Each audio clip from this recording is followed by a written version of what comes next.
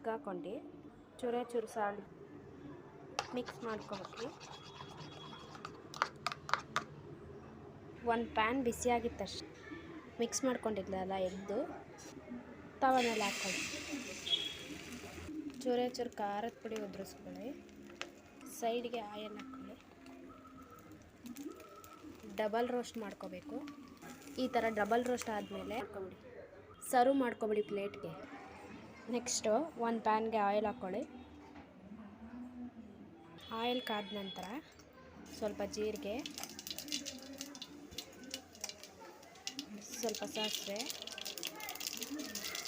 ಕರಿಬೇವು, ಆನಿಯನ್, ಈರುಳ್ಳಿ, ಮೆಣಸಿನ್ಕಾಯಿನ ಆ್ಯಡ್ ಮಾಡ್ಕೊಬಿಡಿ. ಈರುಳ್ಳಿ ಫ್ರೈ ಆಗಿದ ತಕ್ಷಣ ಟೊಮೊಟೊನ ಆ್ಯಡ್ ಮಾಡ್ಕೊಳ್ಳಿ. 1 ಕಪ್ಪಷ್ಟು. ರುಚಿಗೆ ಎಷ್ಟು ಬೇಕೋ ಅಷ್ಟು ಉಪ್ಪನ್ನ ಆ್ಯಡ್ ಮಾಡ್ಕೊಬಿಡಿ. ಈ ಥರ ಮಿಕ್ಸ್ ಮಾಡ್ಕೊಬಿಡಿ. ಈ ಥರ ಟೊಮೊಟೊ ಗೊಜ್ಜು ಫುಲ್ ಫ್ರೈ ಆದ ನಂತರ 1 ಸ್ಪೂನ್ ಖಾರದ ಪುಡಿ, 1 ಸ್ಪೂನ್ ಧನಿಯಾದ ಪುಡಿ, 1 ಸ್ಪೂನ್ ಗರಂ ಮಸಾಲ, ಅರ್ಧ ಸ್ಪೂನ್ ಅರಿಶಿನ ಮಿಕ್ಸ್ ಮಾಡ್ಕೊಬಿಡಿ. 1 ಲೋಟ ನೀರು ಹಾಕ್ಕೊಬಿಟ್ಟು ಚೆನ್ನಾಗಿ ಕುದಿ ಬರಲಿ.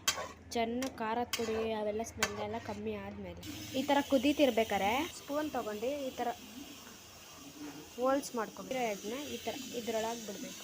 ಈ ಥರ ಹಾಕ್ಕೊಬಿಡ್ಬೇಕು. ಹಾಕೊಂಡು ನಂತರ ಒಂದು ಸಲಿಗೆ ಈ ಥರ ಎಲ್ಲ ಮೇಲೆ ಬರಬೇಕು. ಇವಾಗ ರೆಡಿ ಆಗಿದೆ.